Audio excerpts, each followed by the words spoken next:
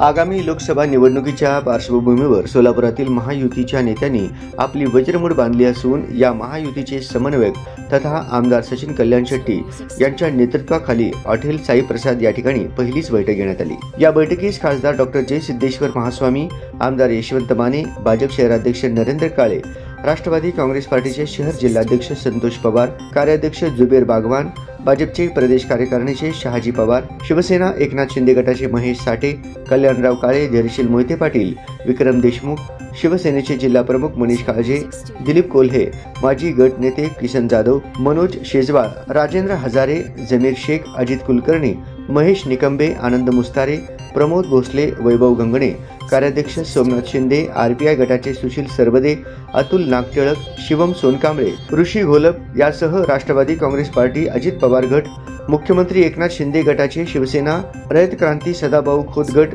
RPI Athawale गट, प्रहार, शिवसंग्राम या सर्वच प्रमुख पदाधिकारी मोठ्या संख्येने उपस्थित होते। या बैठकीत येणाऱ्या निवडणुकांच्या अनुषंगाने येत्या 14 जानेवारीला दुपारी 3 वाजता सोलापुरात जामगुंडी मंगल कार्यालय या ठिकाणी महायुतीचा मेळावा आयोजित करण्याचा निर्णय घेण्यात आला। महायुतीचे शक्ती प्रदर्शन या मेळाव्यात पाहावयास मिळणार आहे। मागील हेवे दावे, मतभेद बाजूला सारून आपण सर्वांनी एकसंघाने मिळून काम करू व विरोधकांना आपली ताकद या माध्यमातून दाखवू, अशा प्रतिक्रिया या बैठकीत व्यक्त करण्यात आल्या।